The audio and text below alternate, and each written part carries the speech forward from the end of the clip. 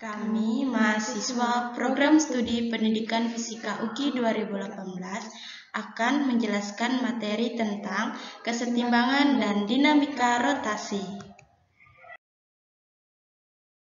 Di sini, pertama-tama kami akan memperkenalkan diri kami dengan saya sendiri, Esterlia Martolova, dan saya Esterlia. Nah, fisika itu sulit atau fisika itu menyenangkan? Mungkin sebagian besar orang menganggap fisika itu sangat sulit. Padahal kalau kita lihat dari segi konsep, fisika itu berkaitan dengan kehidupan sehari-hari. Jadi fisika itu sebenarnya menyenangkan dan mudah dipahami. Di sini saya akan menjelaskan tentang momen gaya atau yang biasa kita kenal dengan torsi. Nah, torsi adalah gaya yang memiliki kemampuan untuk membuat benda diam menjadi berotasi. Torsi yang dilambangkan dengan tau juga merupakan ukuran keefektifan gaya bekerja pada suatu benda untuk memutar benda tersebut terhadap titik poros tertentu. Nah, bisa kita lihat di sini pada gambar di mana ada sumbu putar dan lengan torsi, dan di sini ada benda. Nah, ketika sumbu putarnya ini berputar, maka lengan torsi akan membuat benda yang hanya diam akan berotasi. Di sini arah rotasinya bisa kanan ataupun kiri. Di sini dengan persamaan tau sama dengan F kali R, di mana tau sendiri itu adalah torsi atau momen gaya yang dilambangkan dengan Nm, F adalah gaya N, R adalah jarak gaya yang tegak lurus poros M. Selanjutnya adalah momen inersia. Nah, momen inersia merupakan ukuran kelembaban suatu benda untuk berotasi terhadap porosnya. Berperan dalam dinamika rotasi seperti massa dalam dinamika dasar, menentukan hubungan antar momentum sudut dan kecepatan sudut, momentum gaya dan percepatan sudut, dan beberapa besaran lainnya. Seperti yang terdapat pada gambar di mana ini adalah letak sumbu putar dan massa benda, ini adalah benda yang berputar, dan ini adalah R. Berarti R itu adalah jarak dari sumbu putar ke titik massa benda yang di ujung, atau yang biasa kita kenal dengan jari-jari. Dengan persamaan I sama dengan M kali R kuadrat, dengan I sendiri adalah momen inersia, Kg M kuadrat, M massa benda atau partikel, Kg, R sama dengan jari-jari. Selanjutnya adalah momen sudut. Nah, momentum sudut adalah ukuran kesukaran benda untuk mengubah arah gerak benda yang sedang berputar atau bergerak melingkar. Di sini ada persamaannya, L sama dengan I omega dan L sama dengan MVR, di mana L sendiri adalah momentum sudut, I adalah momentum inersia, omega adalah kecepatan sudut, M adalah massa benda, V kecepatan linier, dan R jarak benda ke sumbu putar. Di sini ada hukum kekekalan momentum sudut.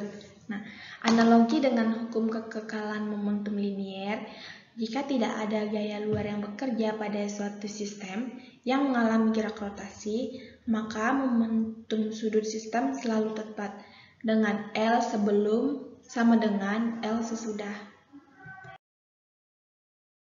putarnya. Di sini batang silinder yang pertama, sumbu putarnya adalah tepat melalui pusat dan tegak lurus batang. Sedangkan batang silinder yang kedua itu melalui ujung batang dan tegak lurus batang. Selanjutnya adalah benda yang selanjutnya, silinder pejal, silinder berongga, silinder pejal berongga, dan silinder pejal.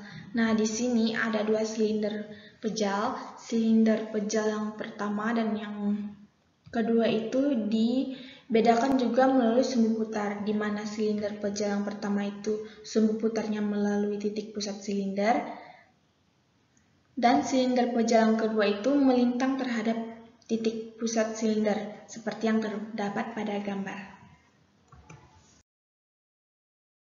Selanjutnya itu adalah bola berongga, cincin tipis, plat datar, dan kerucut pejal. Di bawah ini ada tabel yang menganalogikan antara gerak translasi dan gerak rotasi. Di sini ada besaran-besaran pada gerak rotasi, translasi, dan besaran-besaran pada gerak rotasi. Pada besaran pada gerak translasi, besarannya itu adalah jarak tempuh, kecepatan, percepatan, massa, gaya, momentum, dan energi kinetik. Sedangkan besaran-besaran pada gerak rotasi yang pertama itu ada jarak tempuh sudut, kecepatan sudut, percepatan sudut, momen inersia, momen gaya atau torsi, momentum sudut, energi kinetik rotasi. Selanjutnya itu ada tabel yang menyimpulkan hubungan antara gerak translasi dan gerak rotasi. Di sini ada konsep, ada gerak translasi, hubungan, dan rotasi.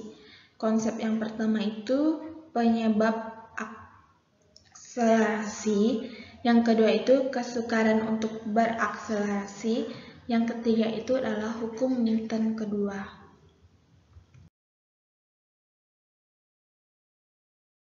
Selanjutnya, kesetimbangan benda tegar. Nah, kesetimbangan benda tegar itu merupakan suatu benda yang bentuknya tidak berubah saat diberi gaya dari luar. Sedangkan kesetimbangan benda tegar adalah kondisi di mana momentum sudut benda bernilai 0. Sigma F sama dengan 0. Nah, untuk syarat kesetimbangan benda tegar sendiri itu, yang pertama, total gaya yang bekerja pada benda harus sama dengan 0. Kedua, total momen gaya torsi yang bekerja 0. Nah, di sini ada macam-macam kesetimbangan benda tegar. Yang pertama ada kesetimbangan stabil, merupakan kemampuan suatu benda untuk kembali ke posisi semula saat benda diberi gangguan.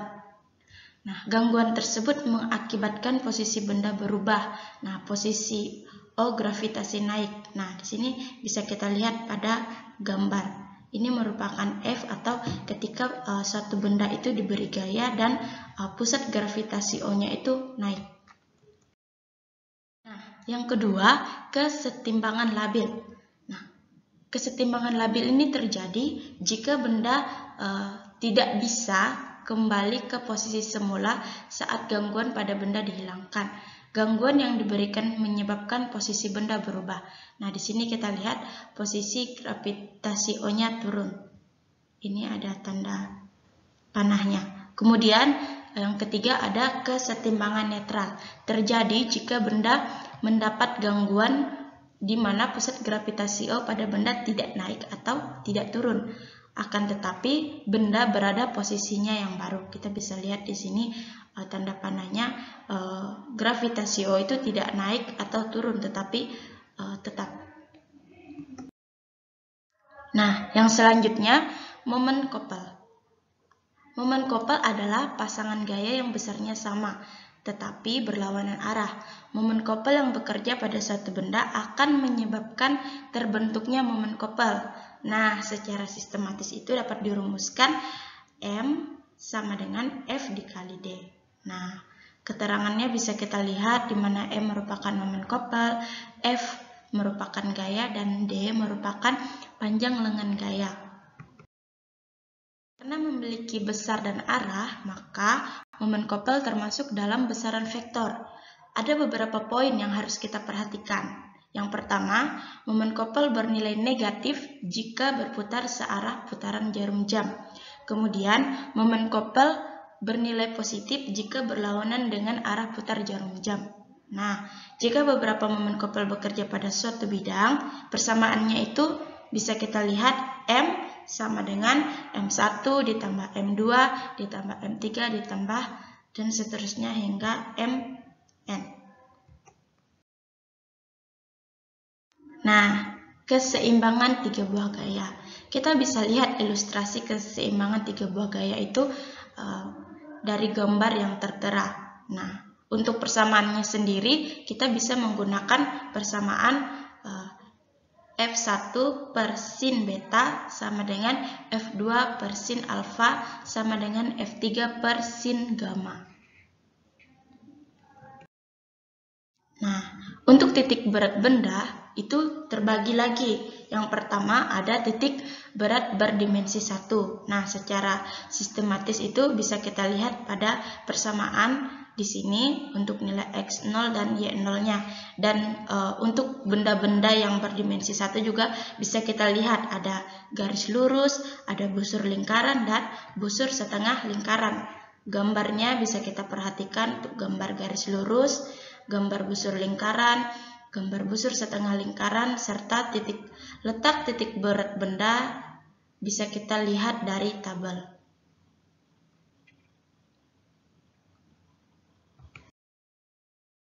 Selanjutnya, setelah titik berat benda berdimensi 1, ada titik berat benda berdimensi 2. Nah, secara sistematis itu bisa kita lihat persamaannya dari kolom yang berlambang hati. Kemudian benda-bendanya kita bisa lihat dari tabel.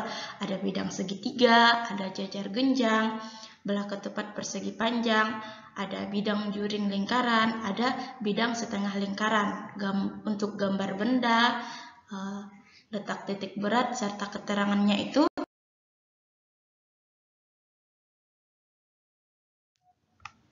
Nah, selanjutnya titik berat benda berdimensi 3, artinya yang bervolume. Nah, kita bisa lihat persamaannya dari rumus yang sudah tertera pada layar. Nah, ada X0 itu persamaannya bisa kita lihat dengan Y0.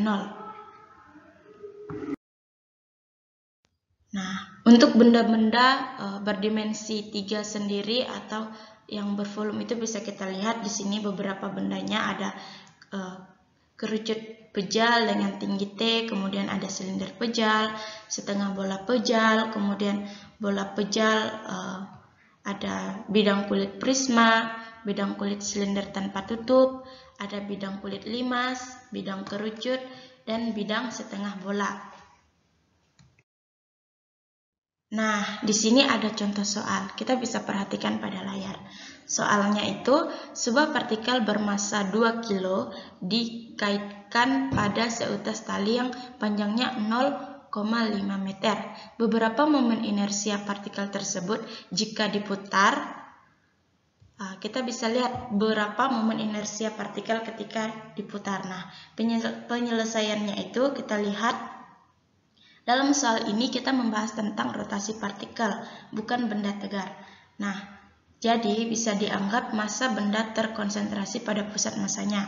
Untuk itu, maka momen inersianya I sama dengan mR kuadrat. I sama dengan 2 kg dikali 0,5 meter kuadrat. I sama dengan 0,5 kg meter kuadrat.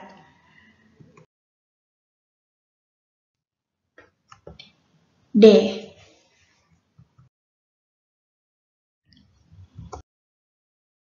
Oke, demikian penjelasan dari kami mengenai dinamika, rotasi, dan kesetimbangan benda tegar. Terima kasih. Terima kasih.